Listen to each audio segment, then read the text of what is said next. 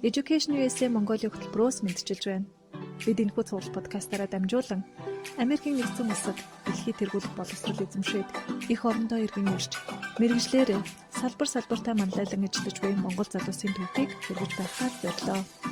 Та бүхэн бидний бэлтгэсэн ярилцлагыг 7 хоног бүрийн даваа гаргуудад хүлээн авч сонсоорой. Сайн байцгаана уу сонсогчдоо, та бүхэндээ энэ өдрийн мэндийг хүргэе. Америк төсөвчдийн холбоо буюу MASA, Education USA хамтран бэлтгэдэг Америкт суралцсан миний түүх цуврал подкастын маань энэ удаагийн дугаар хэлэхэд бэлэн болоод байна. Ингээд энэ удаагийн хаан зочноор та бүхэнд Америкийн нэгдсэн улсын Montana State University-г бэлчээрийн экологи чиглэлээр магистрийн зэрэг хамгаалсан Самдан Жигмэд ахыгаа урьж оролцуулсан байгаа. Ингээд бидний урилгыг хүлээж аваад подкастэнд оролцохоор болсон танд маш их баярлалаа. Ингээд та өөрийгөө танилцуулаад подкастаа эхлүүлцгээе. За баярлалаа. Сайн байцгаана уу? Подкаст сонсогчдоо энэ өдрийн мэнд хүргэе. За мөн түнчлэн намайг подкастэнд урьж оролцуулж байгаа MASA-гийн хамт олон болоод US Education-ийн хамт олонд маш их баярлж байгаа илэрхийлье. За би бол Америкийн нэгдсэн улсад магистрийн зэргийг сая хөтлөж маань хэллээ. Бэлчээр экологи буюу англиар Rangeland Ecology мэргэжлэр 2012-оос 15 оны хооронд суралцж төгссөн. Америкт суралцахаас өмнө бол Монгол улстай бакалаврын зэрэг эзэмшсэн. Ялангуяа баруун хязгаарт буюу Ховд аймгийн хуучин нэр багшийн дэд сургууль буюу доогоор бол Ховд сургуулийг газар зүйн багш мэргэжлэр төгсөөд тэндээ ажиллаж амьдарч байгаад 2012 онд Америкт суралцах боломжтой олдоод тэгээд тэнд суралцаад ирсэн. За юуны өмнө яагаад Америкт сурах болсон гэдэг шалтгааныг асуухаас өмнө таны нөгөө нэг сургуулийн талаар болон одоо энэ мэргэжлийн талаар бас нэлээд дэлгэрэнгүй ярилцмаар санагдаж байна л да. Яг энэ бэлчээрийн экологи чиглэл. Тэгэхээр одоо яг энэ одоо чиглэлээр та юу хийдэг вэ? За мөн Америкт ер нь яг энэ бэлчээрийн экологи буюу одоо төлхөө одоо байгаль орчны чиглэлээр суралцахад ер нь яг ямар хөө байсан бэ? Энэ талаар. За бэлчээрийн экологи буюу Rangeland Ecology гэдэг мэргэжил маань харьцангуй шин тутам хөгжиж байгаа шинжлэх ухааны салбар. За энэ бол амьтан судлал, за ургамал судлал, биологийн салбараас ингээд салбарлаад хөгжиж байгаа шинэ салбар. Ялангуяа Америкт, Хойд Америкт маш эрчимтэй хөгжиж байгаа. За Монгол оронд ч бас энэ салбар бол маш чухал салбарт тооцогдож байгаа. Одоо орчин үед бол дэлхийн цаг уурын дулаар, за үүнтэй холбоотой үүдэн гарч байгаа сүлжилтийн асуудал тийм ээ. За дээрээс нь манайхан бүгдээрээ мэдж байгаа энэ бэлчээрийн талхагдлын асуудал. Мэдээж энэ олон асуудлыг судлах, энэнд шинжлэх ухааны зөв зөвхөстэй шийдэл олоход энэ салбар чиглэж судалгааны ажил хийдэг. Би энэ салбараас сурах болсон шалтгаан бол ерөөсөө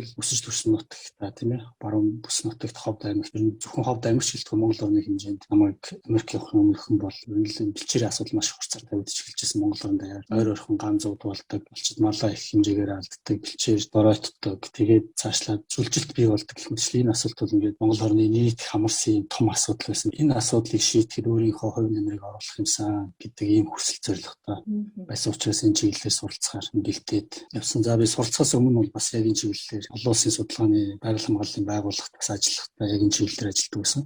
Монгол улсын баруун аймаг, Завхан аймгийн Дөрвөлжин сумын Хументал хэмээх газар талхин нутагшуулах төсөл гэж байдаг. Талхин нутагшуулах 3 дахь төсөл нь хэрэгжиж зүйлсэн. Тэр төсөлд би оюутан байхаас эхэлж ажиллаад эндээ ургамлын судалгааны ажлаар бэлчээрийн судалгаа хийж эхэлж байсан болохоор энэ салбарт илүү сонирхолтой болоод энэ чиглэлээр суралцах оролцсон байна. Өнөөдрийн байдлаар бол би яг энэ чиглэлээр бас мөн ажиллаж байна. За өнөөдөр би уул уурхайн компани байгаль орчны асуудалд хариуцаад ажилладаг боловч миний хариуцж байгаа асуудлуудын нэг нь бол бас заашгүй бэлчээрийн асуудал гэдэг.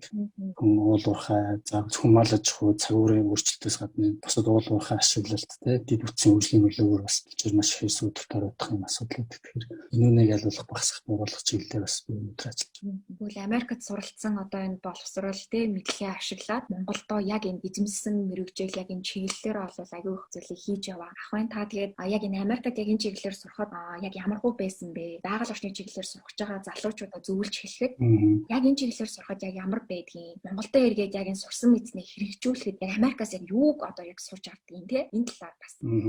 За. Яг байгаль орчны салбар бол баруун Европтой Америкийн нэгдсэн улсад бол маш их эрчимтэй хөгжсөн. Байгаль орчны асуудлууд нь бол манайхтай харьцуулах юм бол өөр төвшөнд явдаг те. За жишээлхэд л даст боол буюу шорон шуурганы асуудал, сүлжилтээс үүдэлтэй шорон шуурганы асуудал Америкт 1930-40 онд тохиолдож байсан. Тэр үед газрын чадрыг маш ихээр хагалж газар тариалан ашиглах, маш ихээр мал аж ахуй хөгжүүлэлттэй хяналтгүйгээр зөв зохион байгуулалтгүйгээр мал аж ахуй газар тариалан хөгжүүлснээс болоод газар доройтсон түүнээс үүдэлтэй маш их шорон шуургалдаг байсан. Байгалийн онцгой хохиролтой юм үйл явдал болж байна. Тэр нь бол 40-50 онд манайхаас баруун 50-60 жилийн өмнө болоод өнгөрсөн асуудал. Одоо өнөөдөр жишээлбэл манай тохиолдож байна шүү дээ. Тэгмээс ингээд асуудлуудаа бол тэд манайхаас аль рүүлээ зарим нэг ажлын асуудлууд байдаг болоо шүү дээ. Тэр аль болох манайхаас бол альмаагүй олон жилийн өмнө шийдээд цуглан бэрхшээлийг туулаад үзсэн байдаг болохоор их даваа талтай байдаг. Тэр хүмүүсээс тэр үнийг энэ хүмүүс яагаад ийм нөхцөл байдалд орсон те тэр үнийг ихэн даун туулсан гэдэг энэ сургамжийг авахд маш хэмжлэгтэй маш хэрэгтэй байдаг. Ялангуяа бэлчээртэй холбоотой энэ асуудлууд маш ойр туссан.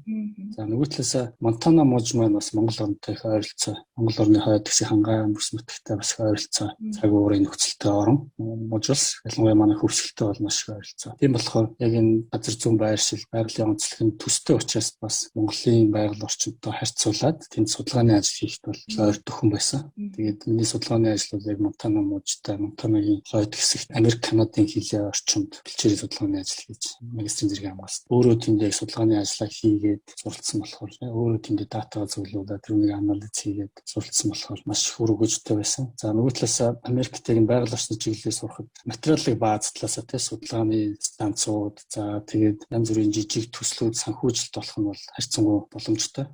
Маш жишээлбэл жижиг фермүүд судалгааны байгууллагатай хамтраад фермийнхаа бэлчээр экологиг үнэлүүлэх тийм ээ. Фермдээ ямар байдлаар мал аж ахуйгаа авч явал зүгээр өндөр гэдэг судалгаа бас хийлэгдэх тийм. Тэр нь нөгөө талаас сургалтын үйл ажиллагаанд нэмэр болохоос гадна оюутан маань бас тэр судалгааны ажлыг санхүүжилттэй болох юм боломж олгох бас их тав. За саяны дурдсан шалтгаануудаас гадна Америкт сурахад яг нөлөөлсөн өөр одоо хүчин зүйл нөлөөлөл байгаа юу? За ер нь бол би оюутан байхасаа тэр Францын техник туршуулах төсөл буюу хамгийн төлөв техник туршуулах төсөлд ажиллаж байхдаа л ер нь гадны хүмүүстэй ажиллаж эхэлсэн. Оюутан бас 2 дугаар курсээс л ажиллаж эхэлсэн. Тэр хүмүүстэй ажиллаж байх явцад бол ер нь бидний сурсан тэр шинжлэх ухааныг сурсан арга барил маань тэг шинжлэх ухаанд хандж байгаа. За дээрээс нь шинжлэх ухааны мэдээгээ анализ хийгээд үр дүн гаргаж байгаа энэ аргууд бол шал өөр төвшөнд байсан. Тэр хүмүүстэй харьцуулах бидний магистрийн биш бакалаврын зэрэгт Монголд ялангуяа баруун бүс нутагтаа эзэмшсэн. Боловсролын маань төвшин бол харьцангуй өөр байсан л да. Тэгээд яалтчгүй би энэ хүмүүстэй ижил төвшөнд ажиллахын тулд би энэ хүмүүстэй адилхан боловсрол эзэмших ёстой юм байна. Тэгээд энэ л төслүүд л үүссэн. Тэгэхэд бол би ямар нэгэн байдлаар Америк юм уу эсвэл баруун Европын нэг улс гэж суралцах хэрэгтэй. Тэгээд зорилго тавиад Америкийг сонгох болсон шалтгаан бол би нөгөө Француудтай ажиллаж байсан. Францууд бол биднэртэйгээ би англиар ярьдаг байсан. Тэгээд наасаа би Франц сурах талаас зөвлөгөө авах. Энд чинь англи хэл сурцсан, англиар ярьдаг биднэртэй ажилтдаг юм чи чамд англиар ярьдаг оронд сурах нь илүү амраа. Францд бол их сургуулиуд, ихтэй сургуулиуд бүгд Франц хэлээр хичээл заадаг учраас хэлний бэрхшээл бол тэнд чамд илүү байх учраас англи хэлнээр сургах нь чамд илүү байна гэдэг зөвлөгөө өгсөн үндсэн дээр ер нь Америкийн илүү дээр юм байна шийдээд тэгээд Америк. За тухайн үед ингээд Америк явах шийдвэрээ ингээд гаргаж байсан байна. Яг сургуулаа сонгохдоо та яг ямар одоо шаардлагууд дээр үндэслээд сургуулаа сонгосон бэ? Ялангуяа одоо байгаль орчны чиглэлээр сурах гэж бол та сая хэлсэнчлээ одоо яг Монтана муж бол яг Монголтай адилхан уур амьсгалтай. Тийм учраас л амар байсан. За тэгвэл яг энийг харж ер нь яг сургуулаа сонгосон уу? Эсвэл одоо сургуулийн одоо програм нь яг таны суралцах гэж байгаа чиглэлээр илүү одоо давуу талтай байсан уу? Ер нь яг сурагчид сургуулаа сонгохдоо яг юуг илүү анхаарч сурах хэрэгтэй байдаг юм болов? Зөв ер нь бол өөрөө чи асууж байгаа хоёр юм хоёулаа орч нөлөөлсөн л дээ. За нэгдүгээрт биднэрт бол мэдээж хөтөлбөр маш чухал тийм. Тэнд байгаа хөтөлбөрүүд нь үнэхээр миний сурахыг хүсэж байгаа. Хичээлүүд тэнд нь байна уугүй юу гэдгийг нэгдүгээрт харах хэрэгтэй. За ялангуяа миний сонирхож исэн илүү анхаарч исэн юм бол статистик анализ тийм ээ. Статистик боловсруулалт хийх, статистикийн янз бүрийн аргуудыг суралцах ийм зорилго байсан. Манай боловсролын салбар болон одоо ямар болсон мэдэхгүй намайг бакалавр сурч явах үед бол маш статистик гэдэг хичээл багт ордог байсан. Тийм болохоор шинжлэх ухаан бол заавал статистик тийм тоо баримтан дээр үндэслэж явж байгаа хэрэгтэй учраас статистик маш чухал юм байна гэдэг үндсэндээ статистикийн хичээлд нь их ач холбогдол авчихсан. Тэгээд магистрийн хөтөлбөртний статистикийн хичээлүүд хийх орд юм байна. Тэрний сонгон суралцах боломжууд нь хэрэг байдаг юм байна гэдгийг харж байна. Тийм болохоор яг сурахыг хүсэж байгаа сонирхож байгаа хичээлийнхаа хөтөлбөрийг за мөн тэрүүнийг зааж байгаа профессоруудын мэдээллийг илүү харах хэрэгтэй. Нөгөө талаас Монтанагийн нэг даваа тал нь бол би түрүүнсэн тийм Монголтой ижил цагууртай тэгээд илүү бас Америкийн бусад мужуудад гэх юм бол илүү бэлчээрийн мал аж илүү хөгжсөн мож.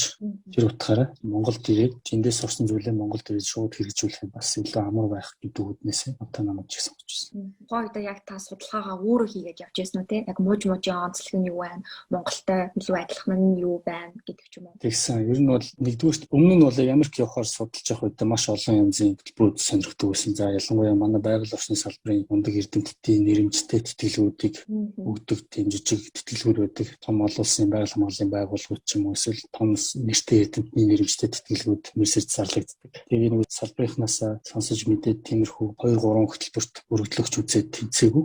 Тэгж явахдаа би ямар ч гэсэн магистрт Америк сурахын тулд GRE гэдэг шалгалт өгөх хэрэгтэй юм байна гэд Ховдос Улаанбаатарт GRE шалгалт өгөх. GRE-ийн сургалтанд сууж явах явцдаа Америкийн нэгдсэн улсын засгийн газрын тэтгэлэг болох Fulbright-ийн тухай олж мэдсэн. Миний тэр суусан GRE-ийн сургалтыг зөвхөн Америкийн нэгдсэн улсын Fulbright тэтгэлэг авсан залуучуудад зориулаад явуулсан тийм сургалт байсаарсан байна. Тэгээд тэр залуучуудаас Fulbright гэж хөтөлбөр байдаг тухай олж мэдээд тэр хөтөлбөрт материалаа өргөдлөө өгч байсан. Тухайн би GRE оноо аваагүй байсан. Гэхдээ сургалтанд суугаад ямар ч сон шалгалтаа өгөөд үзсэн байсан. Тэгээд Fulbright материал өгсөн чинь би шууд тэнцээгүй. Би хүлээлгийн листэнд орсон. Хүлээлгийн листэнд байж итэл миний өмнөх сонгон шалгалтанд ороод тэнцээд явах болсон байсан хүмүүсээс нэг нь ямар нэг шалтгаанаар явах байсан юм билээ.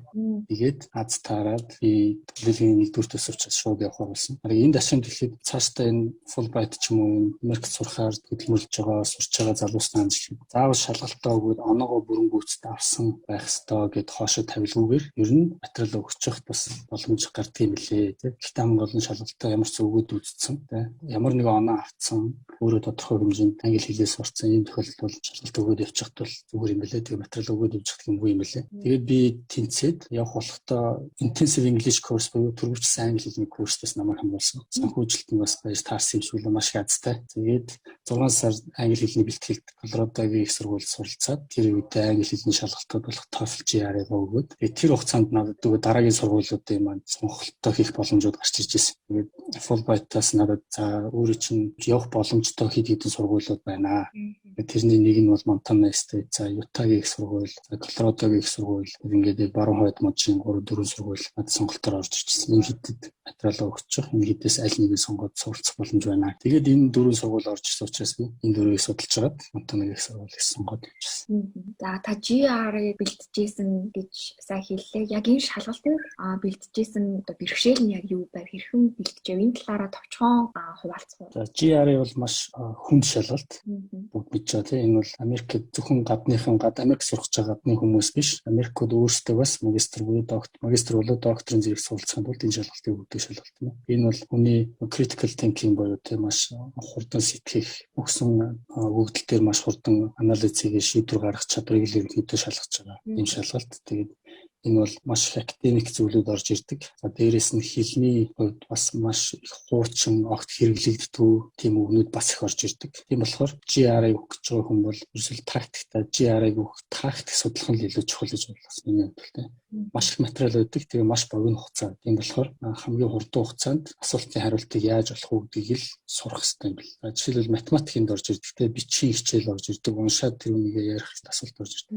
Математикийн жишээлбэл бидний хуучин өөрсдөө боддог стандарт аргаар бодох юм бол бүгдийг бодож чадна. Гэхдээ тэр аргаараа бодоод явах юм бол цалтаа хизээч амжихгүй. Тийм болохоор математикийн жишээлбэл маш их хялбар хурдан бодох аргууд бас байдгийг лээ. Тэр аргуудад нь суралцах, үг цээжлэх гэж бас хэцүү даалгавар байгаа. Үгийг бол зайлуулах нэг жишээтэй зүгээр шууд хоосон дангаар нь үг цээжлэх биш. Өөрийнхөө салбарын өөрийнхөө уншиж судалж байгаа салбартаа холбоод үгүүдэд цээжлэх юм бол илүү тогтдог. Өөрөлд дангаар нь үг цээжлэх юм бол нөгөөх нь угаасаа ч ашиглагддаг үг. Зөвхөн шалгалтанд бэлдэж цээжлэхээр нөгөөх нь их буудаг байхгүй. Тийм болохоор өөрийнхөө уншиж судалж байгаа сурч байгаа салбартаа нөгөө үгнүүдэд холбож цээжлэх юм бас их үнэтэй болдог. За хамгийн шилдэг арга бол ер нь тэгэл шалгалтаа боломжтой бол мэдээж шалгалтаа өгөөд үзэл маш чухал. Өөрийнхөө төвшнийг тийм ээ. Эхний ээлжинд тодорхой хэмжээгээр бэлтгэл хий. Хичээд ямар ч байсан заавал хангалттай бэлтгэлтэй болчлоо гэж хүлээлгүйгээр за би одоо ер нь шалгалтаа өгөөд миний бэлтэж байгаа арга барил зөв байна уугүй байна тийм ээ. Миний бэлтэж байгаагийн үр дүн гарч ийн үгүй юу гэдгийг хурд хугацаанд шалгаад үзчихвэх зүгээр. Тэгэх юм бол хүн дахиад тэр шалгалтандаа за оноо агаа шууд авчулсан. Ахгүй бол энэ дээр үндэслээд за би цаашдаа дахиад үлдэж байгаа хугацаанд би аль чиглэл дээр илүү анхаарах уу тийм аль асуултандаа илүү сайн бэлтгэх үү гэдгийг мэдээд авчихсан. Манайхны анзаарч байгаа сул тал болохоор ерөөсөө бэлтгэл гэдэг тийм төгс болтлоо бэлдэн тэгж байгаа л өгнө гэж үздэг. Мэдээж энэ яг санхүүтэй холбоотой байх тэгээд шалгалт өгөх цаг хугацаа боломжтой ч бас холбоотой болохоор хэрвээ тийм боломж нь байдаг бол ер нь өгөөд үзэхэд нүгэл зөвлөмөр байна да. За баярлалаа. Америкт сурахын одоо нэг бакалавраар сурах, магистраар сурах хоёр бол ялгаатай байдаг. За магистраар сурахын нэг ялгаатай эсвэл нэг давуу тал нь гэх юм бол ерөнхийдөө бол одоо сургууль дээрээ суралцсангаа хажуугаар нь бас ингээд судалгаа хийх боломж олгож байна. За field work буюу одоо яг мэргэжлийн чиглэлээр өөр газруудад дадлага хийх ч гэсэн боломж бас маш их гардаг. Та бас яг магистраар суралцж байх хугацаанд одоо яг хийж байсан дадлага, за судалгааныхаа ажлаас хуваалцвал мөн нэмээд магистраар сурахын яг давуу тал нь юу байв? Та одоо яг юуг одоо хоцсон гэж бодож байна? За яг өөрөөр хэлбэл магистраа сурч байгаа тохиолдолд судалгааны ажил өөрөө бие дааж гардаад хийдэг. Энэ бол маш том давуу тал. Ялангуяа байгалийн шинжилгээ ухааныхан, ялангуяа байгаль орчныхан бол судалгааны ажлууд маань шууд байгаль дээр датагаа цуглуулахаас эхэлдэг.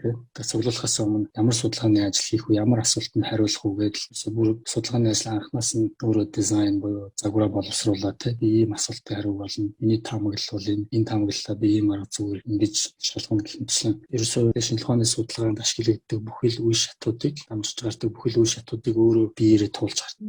Энэ бол маш их том давуу тал байсан. Миний хувьд бас яг л нэг ялгаа үүтгэж ачмаар байсан. Чад профессортойгоо уулзаад танилцаад профессор маань надад өөрт нь байгаа боломжтой сэдвүүдээсээ санал болгоно. Тэрнээс нь би бас өөрийнхөө сонирхож байгаа шинхаа хэрэгцээ нийцсэн тий хоёр талаас нь ингээд хэрэгцээ шаардлагуудаа сонирхлоо нийлсэн юм сэдвээ сонгоод тэгээд тэрэн дээрээ асуудлуудаа тодорхойлоод тэр нэгийг хэн яаж энэ асуултыг хариуг болох уу гэж судалгааныхаа арга зүй, за хэрэг судалгааны ажлын дизайн гэдэг бүгдийг нь боловсруулаад ингээд явдаг юм давалтай. Миний хувьд бол яг энэ дагуу яваад багштайгаа арга зүгээ боловсруулсан. За судалгааныхаа дизайныг боловсруулсан, талбайгаа сонгосон, хэмжилтүүд хийх давтамжаа сонгосон гэх мэт. Яг л бүхэл шатуудыг дамжаад явсан. Тэгснээрээ өөрөө дараа нь бие дааж судалгаа хийх бүх боломжинд бүрдэж байгаа. Нэг хийгээд өөрөө бие даага хийгээд явснаар багшийн тусламжтай.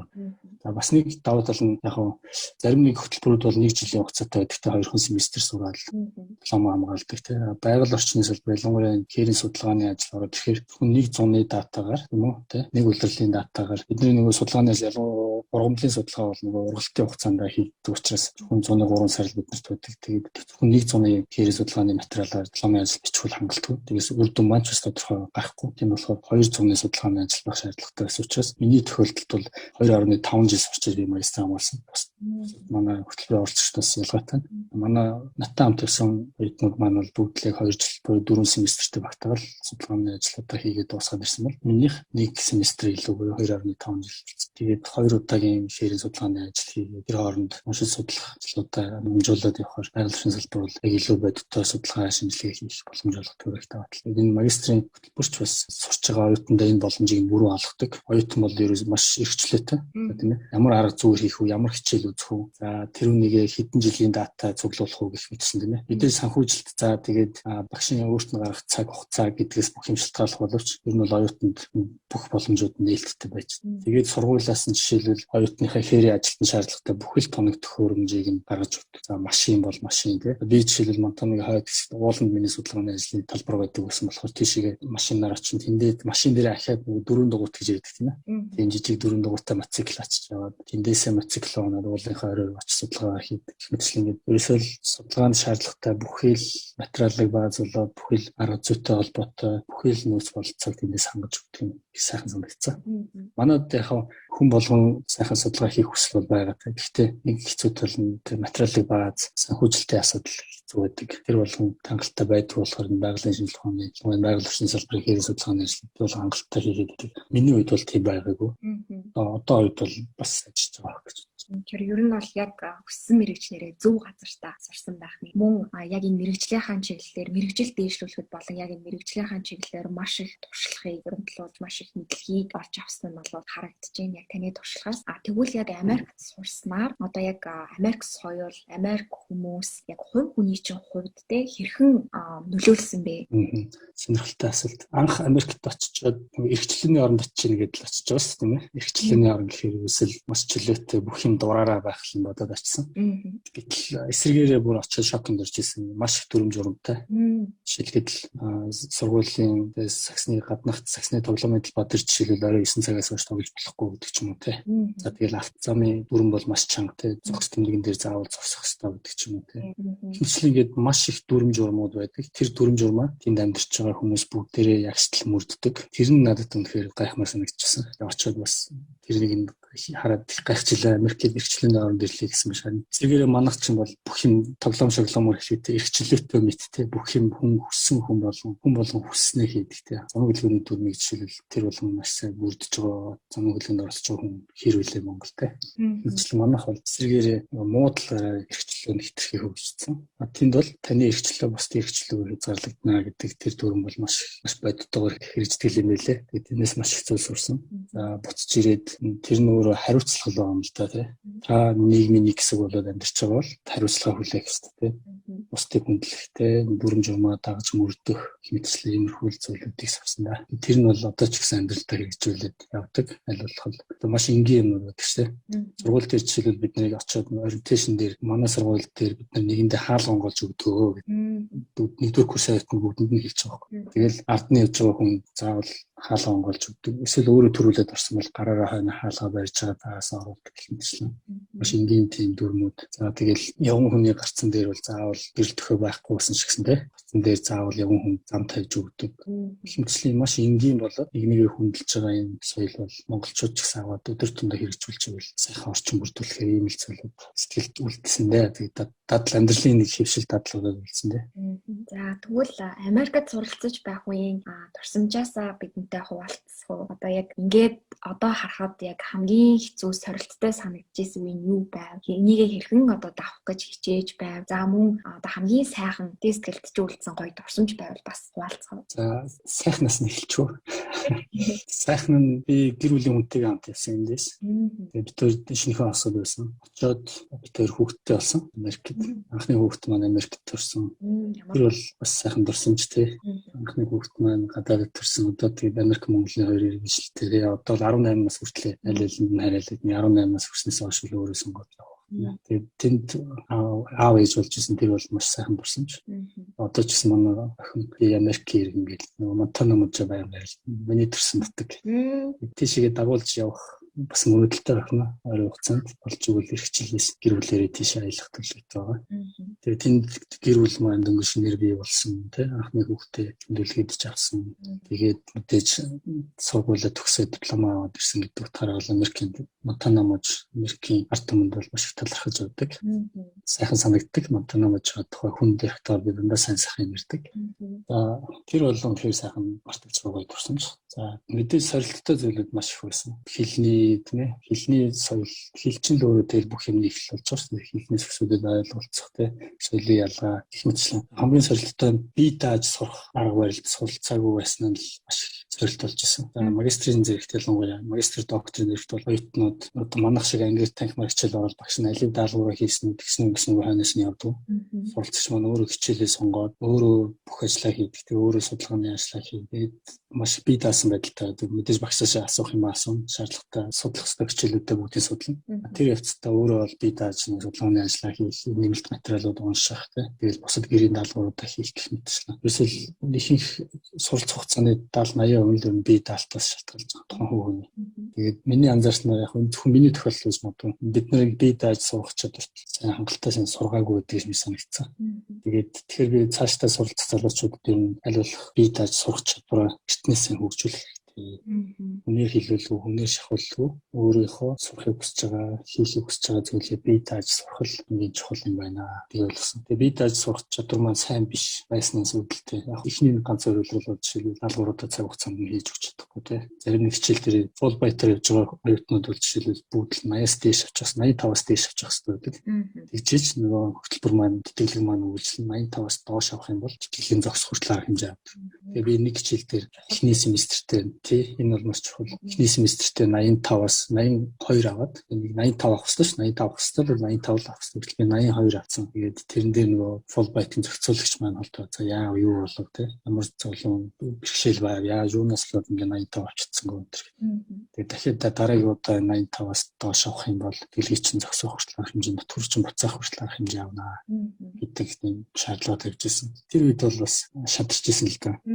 маш ихтгэл хүлээлгээд Америк Монгол улсын хоёр улсын дунд итгэлийг авцсан. Тэгээд тэрнийхээ шаардлаганд хүрч чадахгүй хүний хичээл дээр тэгээд тэр 3 оноо ч гэсэн те 80 би бол би гэтэл нөгөөх маань 85 байх хэрэгтэй. Тэгээд тэн дээр бол маш их шантарч ирсэн би чадахгүй юм байна. Нэр нь дахиад 80 авал яана те тэгвэл нутг руу буцах үед хүмүүс итгэлийг алдаад хоосон буцаад очих үед хичээл маш их айцтай санаа зовоожсэн. Тэгээд л мэдээж хичээсэн. Тэгээд тэрнийхээ үр дүнд бол тэрнээс хойш бүх хичээлүүдээ 85-90 аваад шалгаа ангаад суулаад гэсэн төрсөн. Тэгэхээр би даа суулцах чадвар тэгээд идэхгүй байгаа эсвэл ойлгохгүй байгаа юм а дор бүрн багшаасаа ямар ч хичээл байсан те багшаасаа эсвэл хамт суулцаж байгаа оюутнуудаас нээлттэй чөлөөтэй асууж ахал юм шилдэг арга билээ. Тэгээд явандаа тэр аргад илүү суралцаад эхлэхээр тэгээд энэ хэцүү чадахгүй зүйлэр юусэн байгаагүй. Зүгээр л арга олоход хэцүү байсан. Тэгэхээр маш чухал санагдаа хуваалцлаа л да. Ялангуяа одоо тэтгэлэг хөтөлбөр тэнцсэн хүмүүс маань за тэтгэлэгтэй тэнцчлээ гэж санаа амар байдаг те. Тэгэхгүй одоо хадгалж үлдэхийн тулд төгсөн төгсдлөө хичээх хэрэгтэй байх нь тэр босоо онооноос дээгүүр суралцах хэрэгтэй байдаг байх нь. Тэгэхээр заавал тэтгэлэг тэнцлээ гэдэг юусоо санаа амарч болохгүй байх нь. Энэ дээр нэмэгдээд харин маш их хариуцлага илүү хариуцлага. Танаас ойлгож авлаа. Баярлалаа. За бас дээрээс нь Америкийн нэгдсэн улс ялангуяа одоо Монтана мужи бол одоо таны ажил мэргэжлээс гадна таны амьдралд маш том дурсамжийг үлдээсэн түүхтэй юм байна. Тэгээд мэдээч Америкт анхныхаа хүүхдээ үлээдэж авсан гэдэг бол маш гоё дурсамж. Тэгээд энэ түүхээсээ хуваалцсан танд маш их баярлалаа. Ингээд хоёулынгийнхан подкастаас нэлийн өндөрлөх төгсөж байгаа учраас сүүлийн асуултууд руугаа ороод явъя. За та ингээд сургуулийнхаа талаар бас сая товчхон дурдаад өнгөрлөө. За танаас сургууль яг энэ хөгжлийн бэрхшээлтэй хүмүүс очиж суралцахад хэр ээлтэй орчныг бүрдүүлж чадсан бэ? Энэ талаар. Ер нь миний мэдж байгаа би англи хэлний сургалтанд орно. Колорадо их сургууль буюу Colorado State University-д сурсан. 6 сар за яг тийм магистрийн зэрэг бол Монтана их сургуульд суралцаад төгссөн. Аль алинд нь энэ хөгжлийн бэрхшээлтэй иргэдийг суралцах, тэгээ нэвтрэх accessibility буюу тийш альва байр сав руу орох боломж за тэгээд виз газар гэх мэтлэн л хүний бүхэл хэрэгцээгтэй аль ч сургууль дээр нь бүрэн хангасан байдаг. За жишээлбэл хаалгыг зөвхөн товч тараал онгодог те. Тэр хаалганы бариулаас татаж байгаа шуурх явах шаардлагагүй. Хаалганаас 1-2 метрийн зайтай дардаг товч байгаа. Жишээлбэл тэр зэрэгтэй хүний гар хүрэх зайтай дардаг товчон дээр дарахад л хаалга жишээлбэл автомат онгод бүх хаалгууд тийм бүх сургуулийн байрнууд дотроо заавал нэг бэрхшээлтэй иргэдэд зориулсан виз хөрөг байдаг гэх мэтлэн. Ерөөсөн энэ боломжуудыг нь бол маш сайн хангасан байдаг юм лээ. За бидний анзаарч байгаа бол нүдэнд харагдж байгаа л энэ систем ялангуяа хөдөлгөөний бэрхшээлтэй тэрэг зэрэгтэй явдаг иргэдэд зориулсан нөхцлүүд бол бүгд хангагдсан. Энэ бол яг бид нар шууд нэрэлгэж болохоор харж байдаг тийм. Нөгөө талаас сургуульд маань яг хөгжлийн бэрхшээлтэй иргэдэд зориулсан офис гэдэг тусдаа тэр хүмүүсийн хичээлийн хөтөлбөр за тэр хүмүүс тулгарч байгаа асуудлуудыг шийдэх гэх мэтлийн энэ хүмүүс зориулсан бүр сургалтын албан дотор нь тусдаа хилцсэн офис байдаг юм лээ. Тэгээд тухайн сургууль сурахаар хүсэлт гаргаж байгаа хөгжлийн бэрхшээлтэй иргэд бол шууд тэр офистай холбогдсон. Тэр офист нь жишээлбэл харааны бэрхшээлтэй хүмүүст ч мэдээлэл өгөх чадвартай ажилтан байдаг, сонсголын бэрхшээлтэй хүмүүст мэдээлэл өгөх боломжтой ажилтан байдаг гэх мэт. Тэгэхээр ямар ч нөхцөлд энэ бол хөгжлийн бэрхшээлтэй хүн суралцах боломжтой юм байна л гэж харсан. За ингээд өгнээд хэлэхэд та ер нь яг энэ Америкт явах гэж байгаа. Америк явахыг хүсдэг, сургуульд нь сурахыг хүсдэг залуус хандаж ямар зөвлөгөө өгье? За мэдээж хүн болгон хэлдэг багтаа өөрсдөө ч мэдж байгаа. Англи хэл бол маш чухал. Тэгж академик чиглэлээр тийм сурна гэдэг бол академик зөв шинжлэх ухаан. Энд бол мэргэжлийн өндөр түвшний англи хэл шаардлагатай. За мэдээж англи хэлээ сайн сурах шаардлагатай. Нөгөө талаас өөрийнхөө сурах гэж байгаа сэдвээ маш сайн ойлгосон. Тэрийг маш үнэхээр чин сэтгэлээсээ сонирхдаг тийм л баг. Тэхийн тулд аль болох Монголдо тэр чиглэлээр ядаж 1 жил 2 жил суралцсан тийм эсвэл бакалаврын зэрэгээрээ тэр мэргэжлэрээ суралцчихсан. За бүр болж өгвөл тийм ялангуяа graduate degree буюу магистр докторт сурах гэж байгаа бол тодорхой хэмжээнд яг өөрийнхөө сурах гэж байгаа чиглэлээр ажил хийгээд үзсэн. Ажил хийгээд туршлагаар болчихсон байх юм бол шууд сурахад шал өөр. Ямар нэгэн мэргэжлэр нөгөө сурч байгаа мэргэжлэрээ ажиллаж үзээгүй, нөгөө сурч байгаа мэргэжлийн жаргал зовлон мэдэхгүй хүн бол бас тэр болгон очиод ялангуяа би бол нөгөө магистрийн зэрэгт явсан болохоор илүү тэр талаас нь яриад байгаа шүү дээ. Тийм болохоор яг үнэхээр өөрийнхөө сурах гэж байгаа салбартаа чиглэлээр цоо хэмжээнд ажиллаад үзэх бол хэцүү л. Тэгэхээр тэгчээд очиод сурах юм бол бүр илүү юм сурна. Судалгаагаа зүгээр тий одоо өөрөө чинь ажиллаж байгаа, өөрөө чинь сонирхож байгаа салбарын хэцүү юм нь юу гэдэг тийм шийдэх шаардлагатай байгаа асуудал нь юу гэдэг. Тэрийг нь шийдэхийн тулд нөгөө хувь хүнээс ямар ур чадвар шаардах юм гэдэг ч юм уу тийм. Энэ болгоныг өөрөө мэдээд очисон тохиолдолд яг тэр чиглэлүүдээр илүү сайн өөрийгөө хөгжүүлэх боломж үлдээх байх. байхгүй. Тийм болохоор өөрийгөө маш сайн таньж мэдчихэж сурах юм бол сурсан зүйл маань илүү амьдралд өгөөж өөрт нь хэрэгтэй байна. Маш үнэтэй зөв. Сэтгэлийн яг хөрлөөр биш те ялангуяа залуучууд ч юм шиг сэтгэлийн хөрлөөр шийдвэр гаргадаг Америк гоё орн эсвэл одоо найз нөхд нь очиж сурангууд би яагаад сурч болохгүй гэж гэх мэтчлэн хор шарандаа ч юм уу те ингээд шийдвэр гаргадаг. Тэгэхгүйгээр яг буур суурьтай судалгаагаа маш сайн хийгээд өөрийгөө яг олж таньж мэдсэний дараа энэ шийдвэрийг гаргаарай гэсэн зөвлөмжийг хийлээ. За тэгээд Америкт суралцсан нарийн туршлагаас бидэнд хуваалцсан танд маш их баярлалаа. Алдаатай, оноотой, сургамжтай, дурсамжтай түүхүүдээс хуваалцсан гэж бодож байна. За мөн дээрээс мэргэжлийн талаар маш сайн дэлгэрэнгүй мэдээлэл өглөө. Тэгээд энэ яг мэргэжлэрийн эх орондоо бас хэрэгтэй зүйлээ хийгээд эх орныхоо байгаль орчны хамгаалтанд өөрийнхөө хувь нэмрийг оруулж байгаа танд маш их баярлалаа. Урилга хүлээж авсанд баярлалаа. За та бүхэндээ бас их баярлалаа. Тэгээд залуу үедээ мэдээлэл хуваалцах боломж олгож байгаад их баярлалаа. Бид хэдийгээр сураад өөрсдөө болгосон ч гэсэн бидний өөрөг бол нийгэмд оруулах бидний хийж хамгийн энгийн зүйл бол өөрсдийнхөө сурч мэдсэн хуваалцах чадах энгийн туршлагуудаасаа тий залуу үедээ хуваалцах нь бол бидний үүрэг гэж үзэж байна. Тийм болохоор ийм боломж олгосон та бүхэнд маш их баярлалаа. Баярлалаа. Ингээд бидний подкастыг үргэлж сонсдог та бүхэндээ баярлалаа. Ингээд дараагийнхаа Америкт суралцсан миний дүүх цуврал подкастаар эргээд олцъя. Америкийн нэгдсэн улсын засгийн газраас санхүүжүүлдэг Education USA Mongolia хөтөлбөрийн хэрэгжүүлэгчээр Монгол дахь Америк төгсөгчдийн холбоо ажиллаж байна. Та Америкт ихтэй сургалт хэрхэн суралцах тухай цогц үнэн зөв мэдээллийг үн төлбөргүй авахыг хүсвэл Education USA Mongolia хөтөлбөрийн боловсролын зөвлөгөөдөд хандаарай. Бидэнтэй холбогдохыг хүсвэл www.masa.org-ийн цахим хуудасаар хандж болохоос гадна Facebook, Twitter, Instagram дээр Education USA Mongolia дагаарай. Ирэх даваа гарагт иргэн уулзлаа. Түр баяртай.